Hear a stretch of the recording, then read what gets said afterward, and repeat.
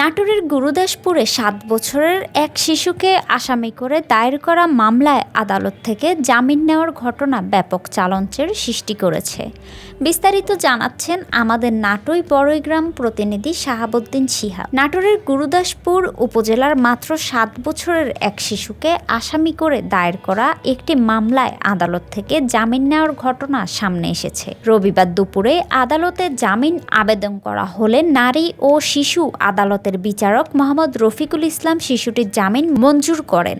নাটোর জজ কোর্টের আইনজীবী শামীম হোসেন জানান, গত ১০ এপ্রিল গুরুদাসপুর উপজেলা ধারাবাড়িশা গ্রামে শাহানুর রহমান প্রতিপক্ষের বিরুদ্ধে মামলা মারপিট ও ভাঙচুরের অভিযোগ এনে থানায় একটি মামলা দায়ের করেন।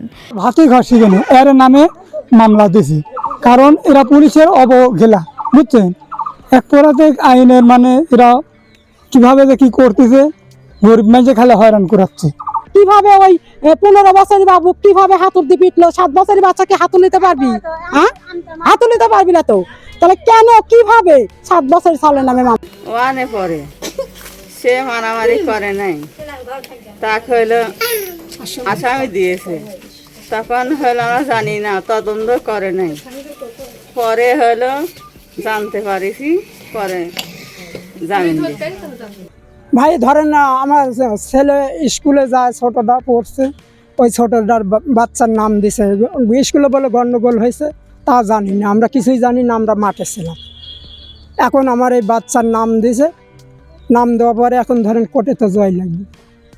কোর্টে গেছি কালকে, এই তো নিয়ে গেছি, আর ধরেন জামিন দিতে নিয়ে গেছি।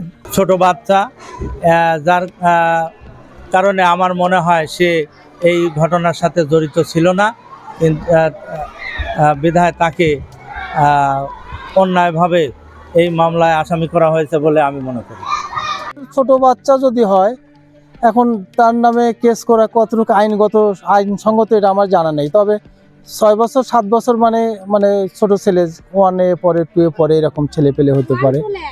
এই মামলায় একাধিক ব্যক্তির সঙ্গে ৩ নং আসামি হিসেবে একই এলাকার শাহজাহান আলীর 7 বছর বয়সী দ্বিতীয় শ্রেণীতে পড়ুয়া শিশু হোসেন আলীর নামও যুক্ত করা হয়।